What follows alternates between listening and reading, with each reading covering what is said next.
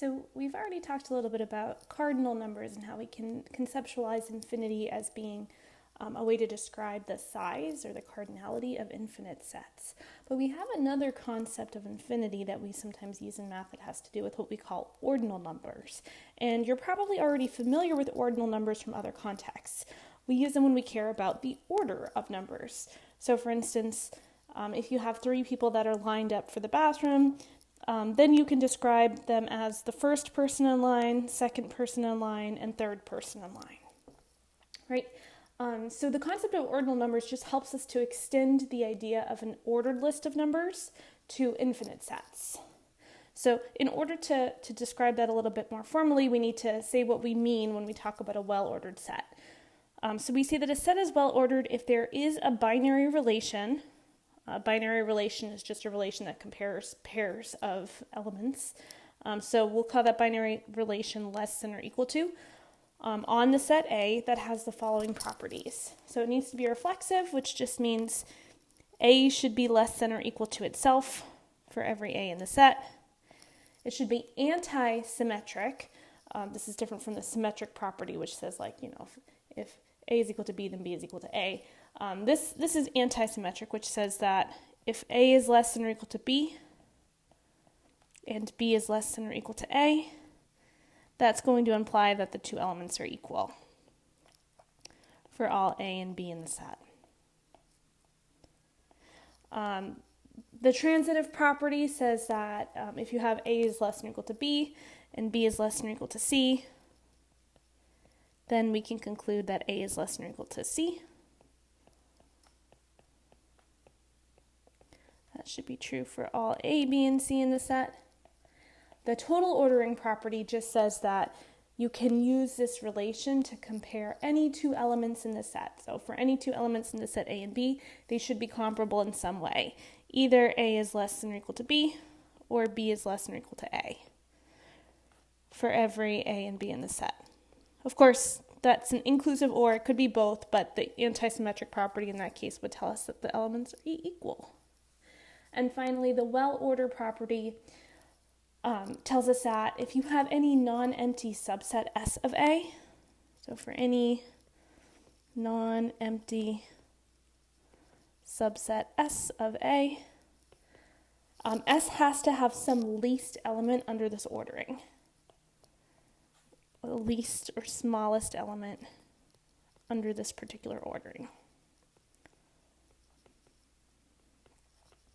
And if you're trying to wrap your head around what that means, it just means that there's no infinite decreasing subsets. So for instance, if we looked at the set of integers, the set of integers is not well ordered, because you can have a subset S consisting of all of the negative integers, and this subset has no least element. There's no smallest element in this subset. But the natural numbers are well ordered. If you take any subset of the natural numbers and you just order it under our usual less than or equal to ordering, or our usual relation, then that's going to have a least element guaranteed. So that's a well-ordered set. Now, we use ordinal numbers as labels that describe well-ordered sets. So for instance, let's say A is a set containing 1, 2, and 3, and we use the normal ordering of 1 less than or equal to 2 less than or equal to 3. And similarly, B is a set 1/2, 2/3, and 3/4 with the same usual ordering, the way that we order rational numbers. We would say that these 2 sets are called order isomorphic, which really just means that there is a bijection from one set to the other. So they have to have the same cardinality, the same size. So there is a bijection from A to B that preserves order.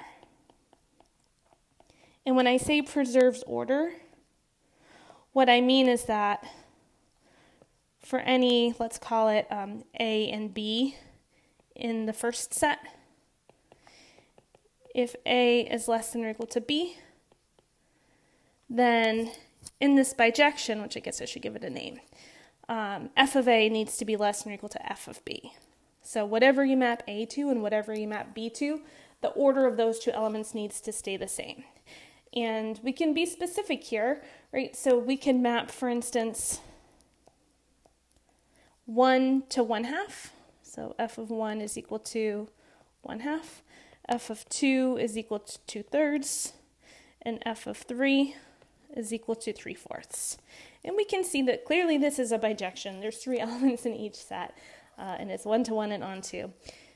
But in addition to that, it preserves the order of the set. So if I take 2 elements in the first set A, like 1 and 2 or 1 and 3, and I order them and I map them onto what they're mapping onto, right, the order stays the same. The order gets preserved.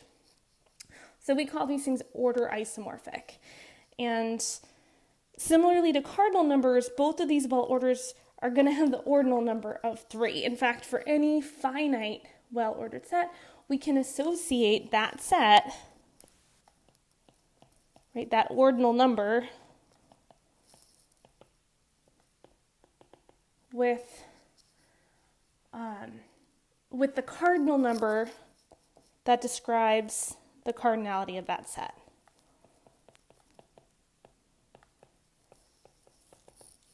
So in the last case for A and B, we can just sort of associate both of those sets with the number 3. But that doesn't work quite the same way when we start working with infinite ordinals, as we'll see. So I'm going to give you an example first. Consider the set of natural numbers with our usual ordering. We can associate this because it's not equal to any finite set, or I guess, yeah, the set is not finite. So we can't associate it with any finite cardinal number, but we need to give it some sort of name to represent being the first infinite ordinal number. So we call it omega. And the lowercase omega, Greek letter, looks like a W, right? But we say this as omega. Similarly, we could define a well ordering on this set of rational numbers, 1/2, 2/3, 3/4, with the usual ordering, and we can show that it's order isomorphic to omega, right, to the set of natural numbers, using the map. I'm going to kind of draw it. I like to visualize these ordinal numbers as sort of like an infinite number line. Let's try that again. So sort of like this. Oh no. One more time. Right? So this is your omega. 1 is less than or equal to 2 is less than or equal to 3, and so on. And now here's our second set. 1/2 is less than or equal to 2/3 is less than or equal to 3/4, and so on. And the bijection between these two sets, I think it's probably pretty obvious, right? We're going to map 1 to 1/2, 2 to 2/3, 3 to 3/4, and so on. And so really what this map is doing is it's taking some element n in the set of natural numbers, and it's going to map it to the rational number n over n plus 1. So 1 gets mapped to 1/2, 2 gets mapped to 2/3, and so on. It's not hard to show that this is a bijection, right? Clearly these two sets are the same cardinality. We could show very easily that this function is a bijection, but also it's not hard to show that this is going to preserve order, because if you have two different elements, let's say n and m, in the set of natural numbers, it's not hard to see that their outputs down here in the second ordinal will also, preserve that ordering. So f of n is also going to be less than f of m, because this function is going to map n to n over n plus 1, and it's going to map m to m over m plus 1. It's not hard to see that, when n is smaller than m, this first rational number is going to be smaller than the second. So this is an order-preserving bijection, which means we call these sets order isomorphic to each other. So we can kind of describe this second set with that particular ordering as being omega as well. This is also kind of omega because they're order isomorphic to each other. But what if we consider the following well-ordered set? So it looks like the one we were just talking about, 1/2, 2/3, 3/4, and so on with the usual ordering, and then we just add one extra element. We put one extra element, the number 1. If we're using our usual ordering, 1 is bigger than all of those other numbers, and right, it's not hard to show that this is a well ordering, but is it order isomorphic to the natural numbers? Well, it turns out the answer is no, right? So, let's try to show that over here.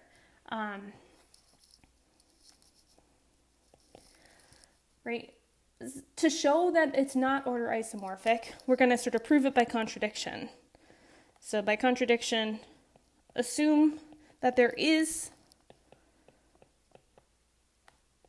an order-preserving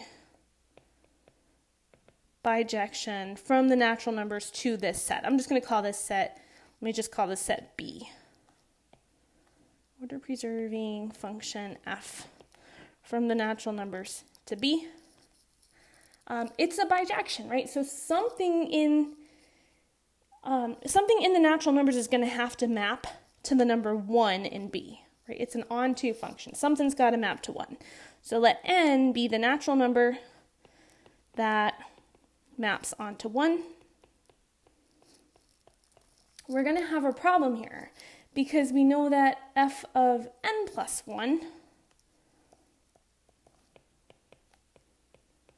right, n's a natural number, there's another natural number n plus 1, and it has to map onto something in the set B. It can't map onto 1 because the function is 1 to 1, so we know that it's going to equal something. Let's just call it k over k plus 1, some other element of the set B.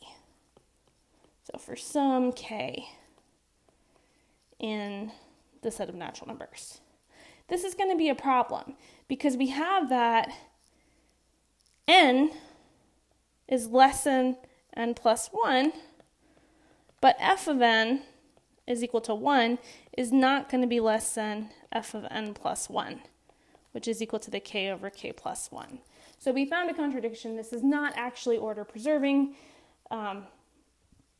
And so this has to be a different ordinal than omega. So it's helpful kind of to sort of think about this as being, well, it looks just like omega. The set looked order isomorphic to omega, except we had added this extra 1 element at the end. And so we think about this ordinal, we call it omega plus 1, right? This set of, 1/2, 2/3, and so on with an extra 1 element at the end. And sometimes it's useful to sort of think about it in that same number line way, but with one extra number at the very end. And so we sort of add this extra point at the very end and say this one number is bigger than the rest, and we call that omega plus 1. We can extend that even further, right? We can say, well, now suppose there's another number that's even bigger than that. Let's call it omega plus 2. If you like thinking about the rational number version of this, you can think about this as like, right here, 1/2, 2/3, 3/4, and so on until we get to 1 here. And now there is a number bigger than 1. You can include, let's say, 1 and 1/2, for instance. Okay, so we can think about using the same argument. We can show that omega plus 2 is not order isomorphic to omega or omega plus 1. It's its own distinct ordinal. And we can keep sort of extending this even though the cardinality of omega and the cardinality of omega plus 1 and the cardinality of omega plus 2, in fact, cardinality of omega plus k for any k, they're actually all equal in terms of cardinality, in terms of the size of those sets. We showed that in Hilbert's hotel, right? You had a full hotel, you added one person, you can still fit everybody. Their cardinalities were the same. But as ordinals, these were all distinct from each other. Furthermore, addition of ordinals is going to lose some of the nice properties that we had for cardinal addition. And to show you why, let's consider the ordinal 1 plus omega. We haven't really defined this yet, but 1 plus omega is a little bit different than omega plus 1. It says start with one element and then add something of order type omega after it. So you could think about it, for instance, as that same set that we saw before, right? All those rational numbers, but put one extra element at the front of the line, right? That zeros come in at the front of the line, the front of the order, rather than the end of the order. Okay, so in other words, it's a single least element followed by a well ordering of order type omega. However, this is clearly going to have an order-preserving bijection to omega as follows. So what we can do is we can say, all right, here's this order that we're talking about, 0, 1/2, 2/3, and so on. Here's our omega. We'll start it at, we'll start it at 1, 2, 3, 4, and so on. To map it exactly like this. 0 maps to 1, 1/2 maps to 2, 2/3 maps to 3, 3/4 maps to 4, and so on. And so really the map that we're doing here is going to take some number of the form n over n plus 1, where I guess n would have to be in the set of natural numbers or 0. And we're going to map it on to n plus 1. So 0 gets mapped to 1, 1/2 gets mapped to 2, 2/3 gets mapped to 3, and so on. And we could show without too much work that this is an order-preserving bijection, which means 1 plus omega as ordinals is equal to omega, right? Because there's an order-preserving bijection between them. And in particular, what this means, we had already shown that omega plus 1 is not equal to omega. And so because 1 plus omega is equal to omega, and that's not equal to omega plus 1, we get that 1 plus omega is not equal to omega plus 1, which means addition of ordinals is not commutative. Kind of surprising. Now we can extend addition of ordinals using the same process, right? Add an extra element and an extra element to get omega plus k for any k. And this is eventually going to lead us to, well, if we do this infinitely many times, right? Here's our omega. We add this extra element, omega plus 1. Add another one, omega plus 2. Add another one, omega plus 3, and so on. We do this sort of infinitely many times, and we end up with sort of 2 copies of omega. You could imagine if you wanted to, like 1/2, 2/3, all the way up to 1 for omega plus 1. Then do 1 1/2, 1 2/3, 1 3/4, etc., until you get to the very end. Put something at the end. Well, these 2 sets together would be like omega plus omega, or we would write that as omega times 2. And from there, we can add an extra element at the end, which we would call omega times 2 plus 1. And then we could keep adding elements, omega times 2 plus 2, omega times 2 plus 3, and so on.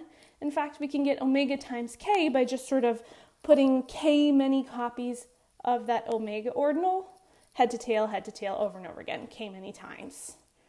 Okay, so this is sort of how we define the idea of ordinal multiplication. Iterating this process would eventually get us to omega times omega, which I guess if we think about it using this number line would be like, here's our first omega, our second omega many copies of this would give us omega times omega, and we can even extend it as omega to the omega, or omega to the k power. But the sort of strange thing to realize here is that all of these ordinals have the same cardinality. And we had touched on that in the last section a little bit, but omega, right, the cardinality of omega is equal to the cardinality of omega plus k for any k. And it turns out that this is equal to the cardinality of omega times k for any k, which is even equal to the cardinality of omega to the k for any k.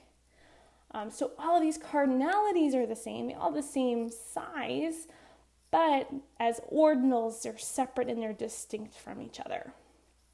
All right, and so, it does not mean that all infinite ordinals have the same cardinality as the natural numbers.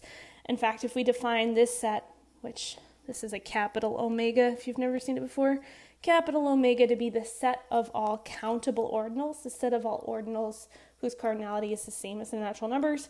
This we can actually show is the smallest uncountable ordinal. So there are some ordinals whose cardinality is strictly bigger than the set of natural numbers.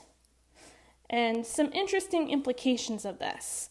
Since the cardinality of capital omega is greater than the cardinality of regular omega, there has to be at least one set with cardinality greater than the set of natural numbers.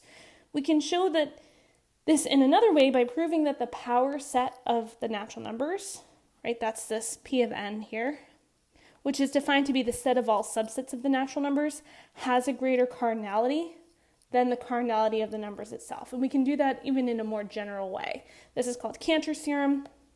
It says if A is any set, a function of f from A into the power set of A cannot possibly be onto. And Cantor uses a nice diagonalization argument here. This is not Cantor's only diagonalization argument. Cantor is famous for these diagonalization arguments, but it's sort of a nice little proof. So we're going to prove Cantor's theorem by contradiction. So we're going to assume by way of contradiction, forgive my shorthand here.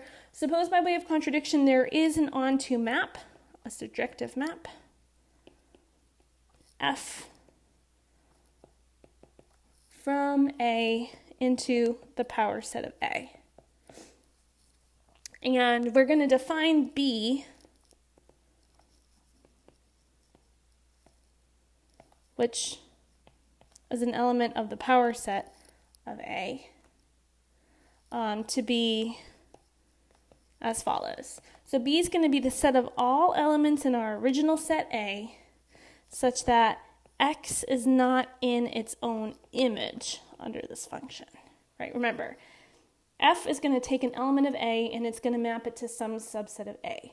So we're saying for every element in the set A, we're going to check to see is that element in its own image, right? In the subset that it's getting mapped onto. And if it is, this should say x is not in the set f of x. If it's not in its own image, then we'll put it into the set B. Okay, so B contains all the elements of A, which are not elements of their own image under this map.